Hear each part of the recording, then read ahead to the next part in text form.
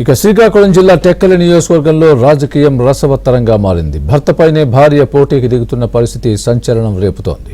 Tekkali assembly టికెట్ను YCP నుంచి దువ్వాడ శ్రీనివాస్కి ఇవ్వడంతో ఆయన సతీమణి వాణి స్వతంత్ర అభ్యర్థిగా బరిలోకి దిగుతున్నారు. ఈ నెల 22న నామినేషన్ వేసేందుకు రెడీ అవుతున్నారు.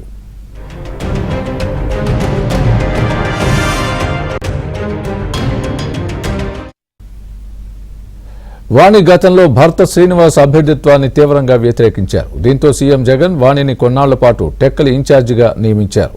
ఆ తర్వాత ఆమెను తొలగించి దువ్వాడ శ్రీనివాస్కు ఆ బాధ్యతలు అప్పగించారు. ఆ తర్వాత ఆయనకే టికెట్ కూడా ఇచ్చారు. దీంతో అలకబోనిన వాణి తాజాగా ఇండిపెండెంట్గా బరిలోకి దిగేందుకు సిద్ధమయ్యారు. ఈ నేపథ్యంలో టెక్కలి రాజకీయం ఆసక్తికరంగా మారింది.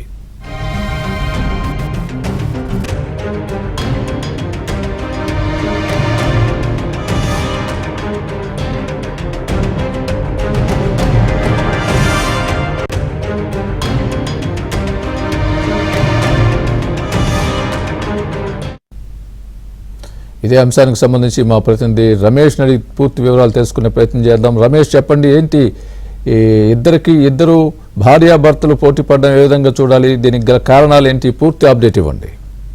స్వామి, శ్రీకాకుళం జిల్లా టెక్కలి నియోజకవర్గంలో వైసీపీ రాజకీయం ఆసక్తిగా మారింది. ప్రధానంగా ఇక్కడ ఇప్పటికే వైసీపీ అభ్యర్థిగా ఎమ్మెల్సీగా ఉన్నటువంటి దువ్వాడ శ్రీనివాసన్ అభ్యర్థిత్వాన్ని జగన్మోహన్ రెడ్డి ప్రకటించారు. ఇదే నేపథ్యంలో ఆయన ప్రచారం కూడా చేసుకుంటున్నటువంటి పరిస్థితి.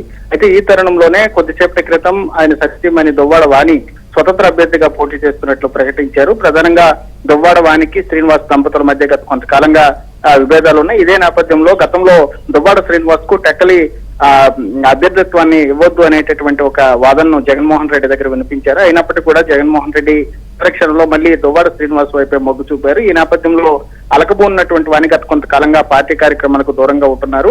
ప్రధానంగా చూసుకుంటే టెక్కలి వైసీపీలో దువ్వాడ వాణికి తనకంటూ ఒక ప్రత్యేకమైనటువంటి వర్గం ఉంది. ఆ వర్గంతో నిత్యం కూడా కార్యక్రమాలు నిర్వహిస్తూ ఉంటారు. గతంలో కూడా వైసీపీకి సంబంధించి అటు దువ్వాడ శ్రీనివాసు, అదేవిధంగా దువ్వాడ వాణి ఇరువురు కూడా వేరువేరుగా కార్యక్రమాలు నిర్వహించినటువంటి పరిస్థితులు కనిపించాయి. ఇదే నేపథ్యంలో దువ్వాడ శ్రీనికు అభ్యర్థిత్వం ప్రకటించినటువంటి నేపథ్యంలోనే ఈ రోజు వాణి నామినేషన్ వేయాలని నిర్ణయించుకున్నారు. ఇదే నేపథ్యంలో తన అనుచరులతో కూడా సమావేశమయ్యారని చెప్పి తెలుస్తోంది. ముఖ్యంగా 22వ తేదీన స్వతంత్ర అభ్యర్థిగా టెక్కల నుంచి పోటీకి నామినేషన్ వేస్తున్నట్లు కూడా ఆమె అనుచరుల వద్ద ప్రస్తావించారు. ఇదే నేపథ్యంలో ఈ రోజు ముహూర్తం కూడా ఖరారు చేసుకున్నారు. ప్రధానంగా గతంలో దువ్వాడ వాణి శ్రీనివాసును తప్పించాలని చెప్పి జగన్మోహన్ రెడ్డి దగ్గర చెప్పినప్పుడు వాణికి ఇన్ఛార్జ్ బాధ్యతలు అప్పగించారు. అదే నేపథ్యంలో వాణి ఈసారి కంటెస్ట్ చేస్తారు టెక్కల నుంచి అనేటటువంటి విషయాన్ని కూడా జగన్మోహన్ రెడ్డి చెప్పారు. అయితే కొద్ది రోజుల తర్వాత వాణిని మళ్ళీ మార్చి దువ్వాడ శ్రీనివాసును ఇన్ఛార్జిగా పెట్టడం, ఆ తర్వాత అభ్యర్థిగా కూడా శ్రీనివాసును జగన్మోహన్ రెడ్డి ప్రకటించారు. అప్పటి నుంచి కూడా వాణి అలకపోనారని చెప్పుకోవాలి. ఆ తర్వాత ఇప్పుడు శ్రీనివాసును ఎట్టి పరిస్థితుల్లోనూ గెలిచేటటువంటి పరిస్థితుల్లో శ్రీనివాసును ఓడిస్తాననేటటువంటి ఒక శబ్దం పూనారు వాణి. ఇదే నేపథ్యంలో